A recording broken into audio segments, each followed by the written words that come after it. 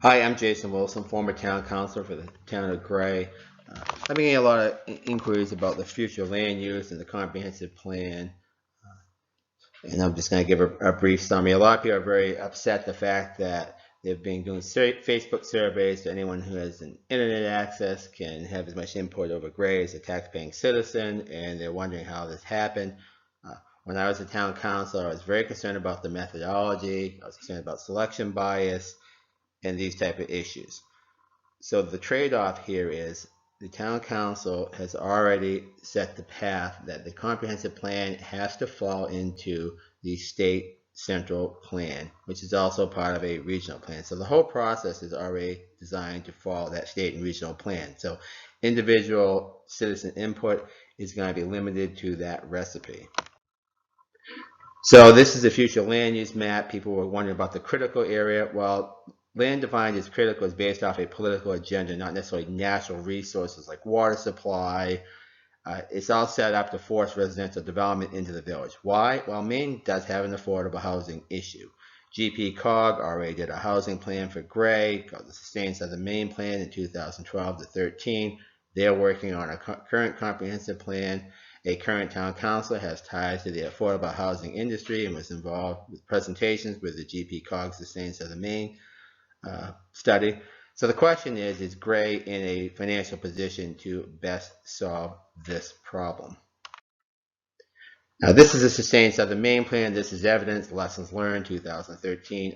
The big issue here is we're providing aid to developers, so we're going to finance people in the affordable housing industry. They're going to make a profit, but your tax dollars are going to be invested in their project with less return. This is a plan. They want to have 50 to 70% of future housing units, not necessarily housing, but housing units in the village. That's all evidence that's on the town website. This is a Sustained Southern Maine presentation by, she's a current town councilor now, Affordable Housing for Regional Prosperity by Choice. Various positions from the Portland Press Herald you can read. Basically, that was their task. Part of the job was to convince councilors to get affordable housing. And this is basically a study of over 84,000 school districts. And it comes down to basically land use policy is educational policy. And Gray is a default affordable housing community. So basically, quality housing drives quality schools, and that was a major. This is the largest study on schools and zoning on the planet. So is Gray in a financial position to best help the affordable housing problem? Is the school district in a good position to help? Those are the critical questions that need to be addressed, and I haven't really seen an analysis to say that we are in that position. And once again, here's the quick study. Land use policy is educational policy. It has a tremendous effect on schools.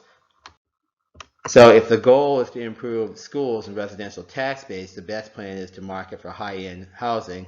Squeezing affordable housing units in the village by limiting zoning in high-end housing areas will not help our schools or residential tax base. Subsidizing developers or corporate welfare is simply ridiculous. And just why you're not really involved, well, the policy path has been determined by the central planning state policy.